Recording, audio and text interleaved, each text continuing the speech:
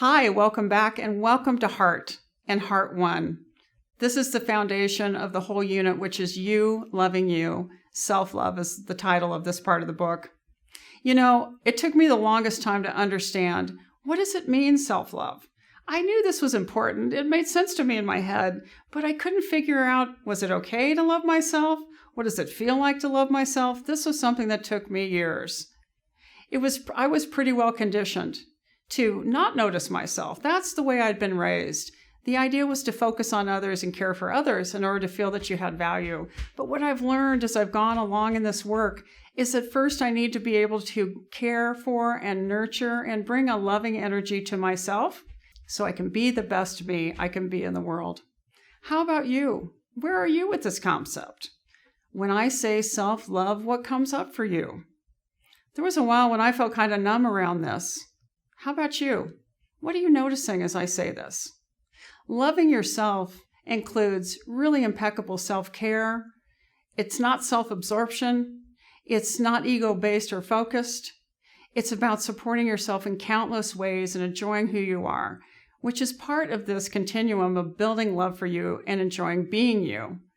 Cultivating self-love is first and foundational in developing your happiness skills. It's you living your best self in the best way that you can. This in turn is better for everyone around you. There are several skills and practices to support this concept. And the first one is taking a look at and beginning the dialogue with, what do I value about myself? So this skill is called, what do you value about you? This again can be challenging for people to take a look at. They're not really comfortable always with, oh no, I don't want to look at myself. You know, what's good about me? I don't get what you're asking me. Well, what I'm asking you is to take a deep breath, let it out. And as you approach this skill in the book, and as you get into the next worksheet, I want you to be at ease, know that this is something you're just doing with you. And I want you to look candidly and honestly at things large and small that you really like about yourself, that you value about you. I mean, this could be anywhere from, I like the way I helped the lady cross the street.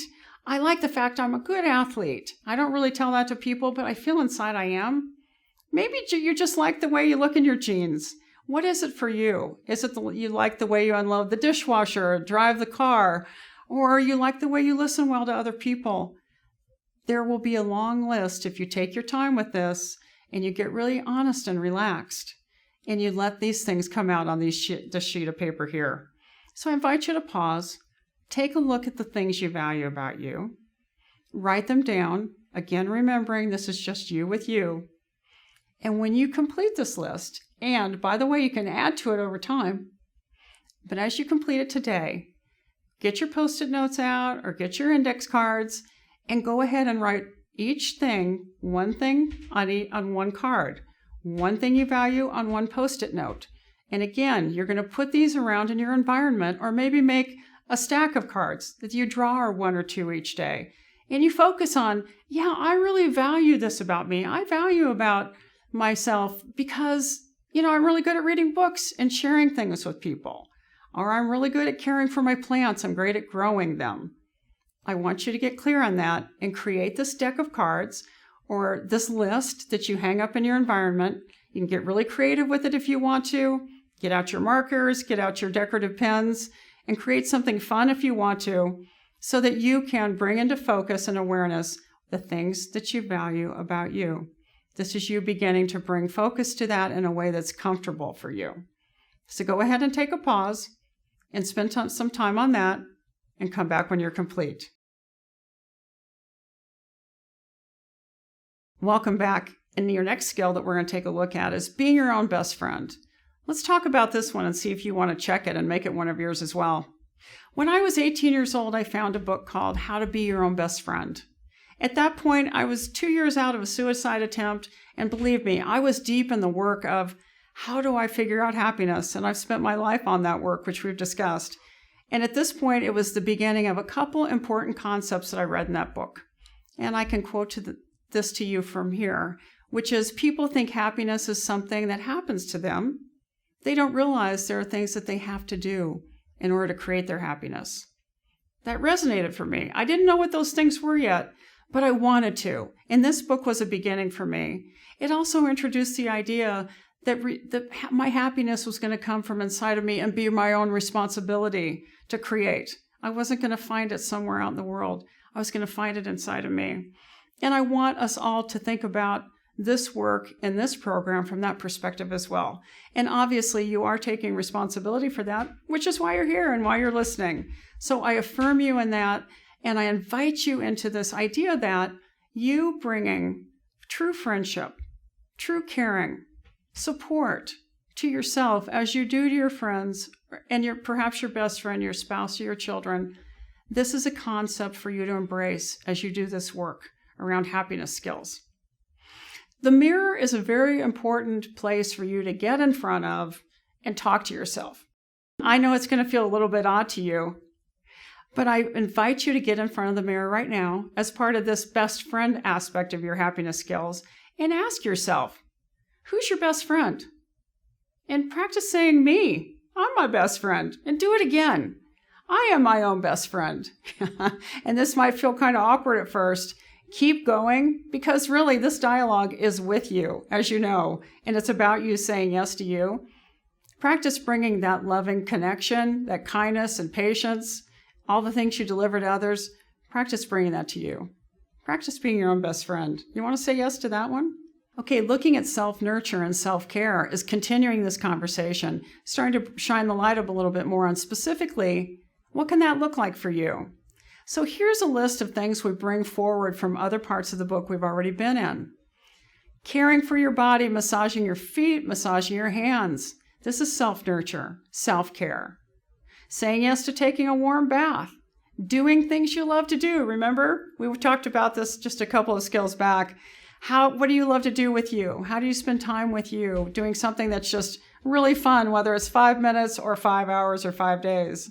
Laughing, resting, taking a break, providing movement, letting things out of your body by walking it out, stretching it out, running it out, bicycling, and of course, good nourishment.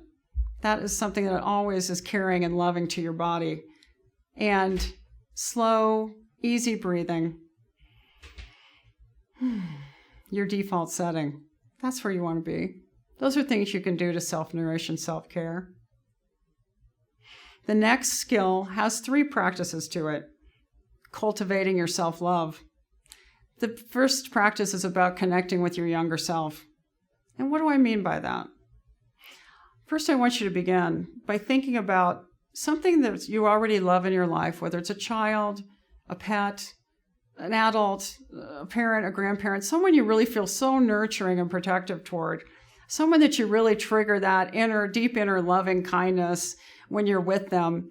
And I want you to turn that now to sitting quietly in a chair, bring that with you, or someplace where you can get really comfortable. Take a deep breath, bring that feeling with you, and I want you to imagine yourself as a baby. Imagine yourself as a small child. If you have any pictures of yourself from this time, that can be really helpful. Have these with you as well. And as you sit quietly and you breathe in that deep, caring, loving kindness that you have available, I want you to connect with this younger version of yourself. I want you to imagine holding yourself or your little toddler self sitting with you comfortably in this chair. Notice what you smell as you connect with this little being. What do you hear? What do you feel? Use your 5 senses and look for that deep connected feeling with this younger aspect of you. And the next part of this then is allowing this child to have a voice right now with you. And perhaps you want to ask this child, what are you feeling right now? Is there anything that's bothering you? Is there anything that's creating hurt? Or does there anything feel hard in your life? And I want you to listen quietly, and this is the way you do this. You close your eyes. You stay in that calm, relaxed, letting go of your trigger points, breathing aspect of you. You simply ask this question of this small aspect of you. If this feels odd, just keep going. This will become easier as you do it. You can ask it quietly in your mind. You can say it out loud. And then just breathe and let your mind be quiet. And see what comes up for you. You might sit quietly there and you might hear, I feel like I'm not safe, or I feel like I'm scared. I feel like I'm not enough. You're going to feel something. You're going to hear something. You're going to make a connection of awareness about what was there for you as a child that perhaps you've carried forth into being an adult. And what's important and available for you here in this practice is to reassure yourself as a child, to reaffirm perhaps if you hear this little aspect of you say, I'm scared, I'm not enough, I'm not good enough, I can't be loved, you reaffirm whatever they're saying with loving kindness. Of course you're enough. You're absolutely perfect as you are. This is a skill and an opportunity to visit over and over with this younger version of yourself. You can create a dialogue and reassure yourself and start to heal some of the messages you got then that you have carried forward into the now. And this is you blending the younger aspect of you and taking responsibility now as an adult and saying, I got you now. We're okay. We can be our own best friend to each other now. So this is one way that you can connect with and care for you and show up cultivating self-love.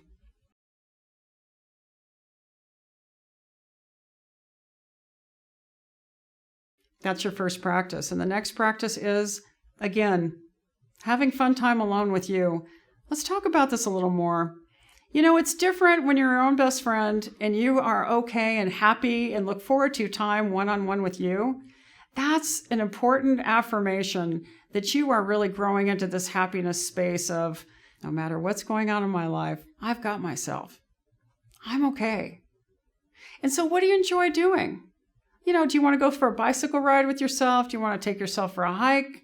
You want to sit and listen to music, go to a movie, read a book? What do you enjoy doing just with you? Yes, it's great to have friends and other people that you enjoy doing things with. That's one aspect of being in life and having fun. And I'm inviting you to explore the aspect of enjoying fun time alone with you. What comes up? What ideas land for you? How about grabbing your journal and making some notes about that? And in practice 3, I just want you to check in and ask, what am I noticing in what we've gone through so far? How am I doing showing up loving myself? As you're making yourself a top priority in your life, practicing in this section, you're going to have thoughts, feelings, emotions, reactions to this. I invite you to be journaling about this. You're going to have reactions to getting in touch with your younger self, your little self. Journal about that. Journal how it feels to have fun and connect with you. What are you noticing? Does it feel good? Does it not? Is it awkward? Is it great? What's there?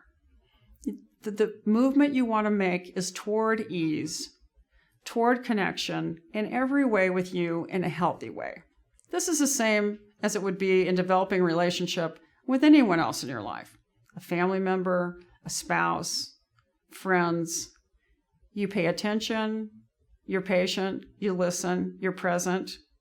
I want you to bring that to you. I invite you to explore what it means to really show up with you and for you in a way that's comfortable and accepting. Self-acceptance can frequently be the hardest one that we take on. And I'm inviting you into that space. I'm inviting you to take your time with it. I'm sharing with you that you can definitely breathe deeply and let it out. You can take your time. You can say yes to, I'm okay being uncomfortable with this because I know that I want to grow into being in comfort with me, in best friendship with me. So observe, check in. And now let's look at a summary for Heart 1. We've got several things that you can either check or not. So let's look at the top of the list. What do you value about you? Do you want to say yes to doing that exercise? Perhaps you already have. Do you want to say yes to making the Post-it notes? One thing you value about you on each note or card?